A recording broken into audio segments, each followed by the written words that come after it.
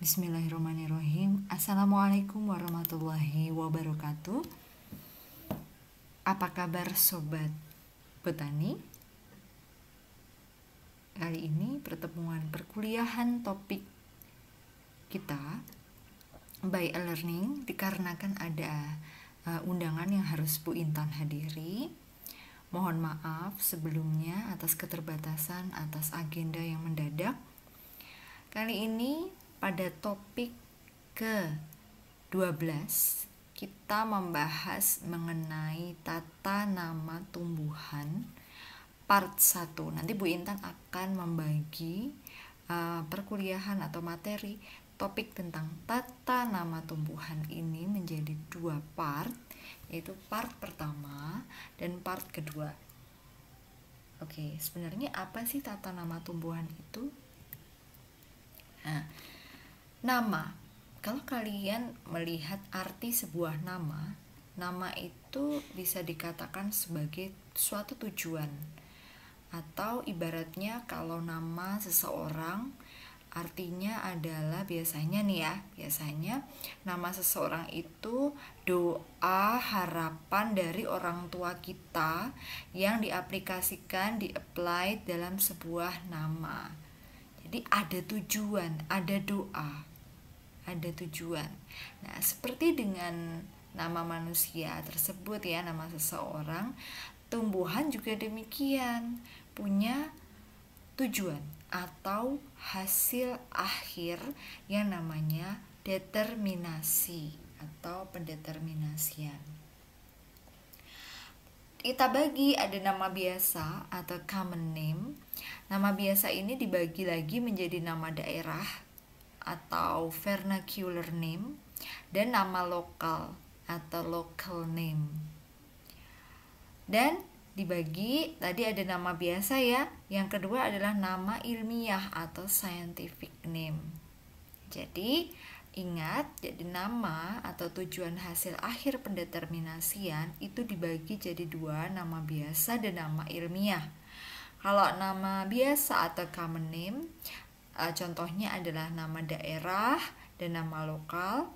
Sedangkan nama ilmiah ya, yang kedua adalah nama ilmiah atau scientific name.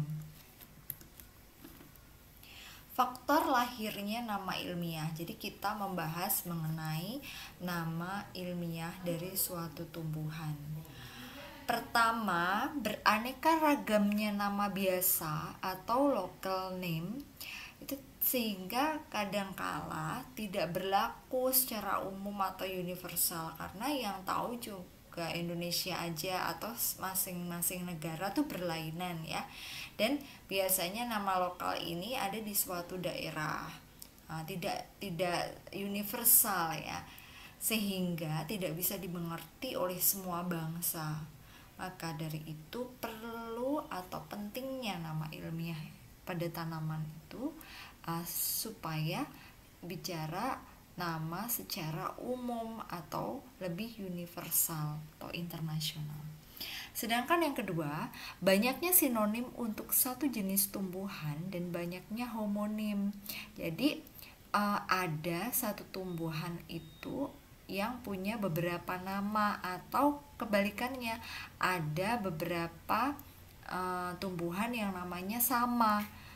Nah, maka dari itu diambillah nama ilmiah. Faktor lahir nama ilmiah yang ketiga, sukar diterima secara internasional bila salah satu bahasa dari bangsa yang sekarang dipilih sebagai bahasa untuk nama-nama ilmiah. Next, yang keempat, beragamnya nama, ada yang pendek, ada yang panjang, sehingga nama-nama tersebut tuh diindikasikan ini nama jenis atau nama marga atau kategori tingkat takson. Nah, itu kita bingung, maka dari itu penting lahirnya atau adanya nama ilmiah pada tumbuhan. Sistem binomial tata nama ganda di tahun 1753,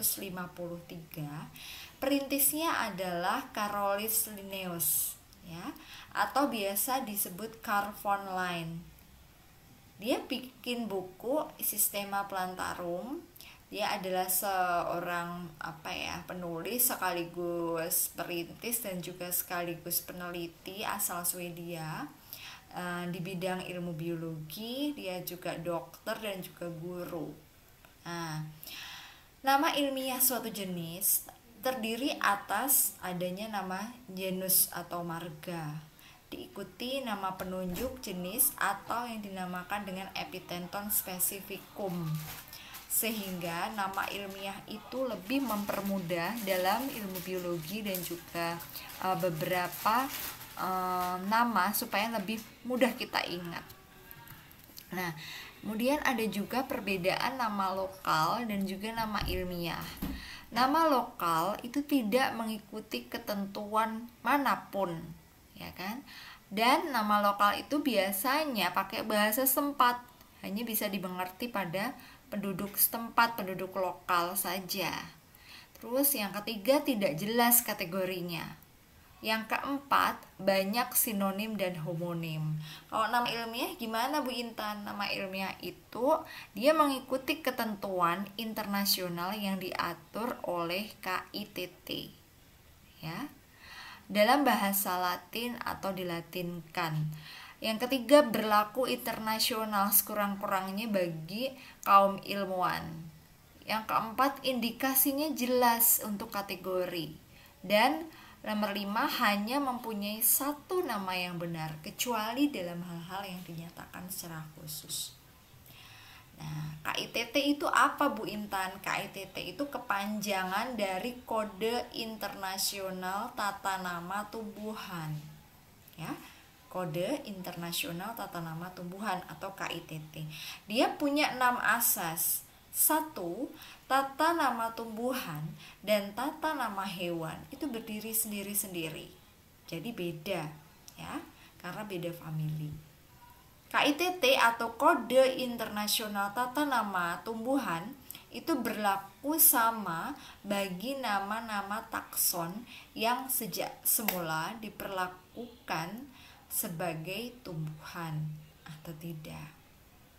Itu yang pertama. Jadi intinya tumbuhan dan hewan itu punya masing-masing tata nama sendiri-sendiri, berbeda ya.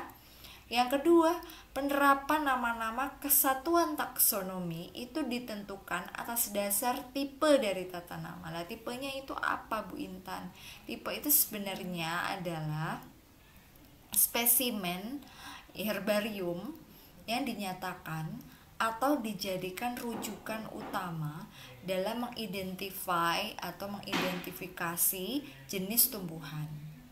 Nah, real proof-nya atau bukti nyatanya adalah bahwa tumbuhan X ini ada, benar ada gitu. Jadi, penerapan nama-nama kesatuan taksonomi ini dasarnya adalah tipe dari tata nama. Ya. Oke, next yang ketiga, penerapan nama atau tata nama kesatuan taksonomi itu dasar atau prioritasnya adalah publikasi. Asas ini maksudnya adalah takson yang lebih dari satu nama, maka nama itu dipublikasikan lebih dahulu yang berlaku. Jadi yang pertama kali publish itu yang berlaku. Nah, yang keempat, setiap kesatuan taksonomi dengan batasan, kedudukan, dan tingkat tertentu hanya punya satu nama ilmiah yang tepat atau benar, yakni nama tertua, yang paling lama, yang sesuai dengan peraturan, kecuali dalam hal-hal yang dinyatakan secara konsensus. Yang kelima, nama-nama ilmiah ini diperlakukan sebagai bahasa Latin tanpa memperhatikan asalnya. Pokoknya dia dari bahasa Latin. Contohnya aja melinjo, gnetum gnemon. Ganemu itu bahasa Maluku ya. Jadi melinjo, gnetum gnemon. Asas yang keenam, peraturan tata nama berlaku surut kecuali bila dibatasi dengan sengaja. Nah, sekarang syarat nama yang sah. pakai bahasa Latin atau bahasa yang dilatinkan, Durio.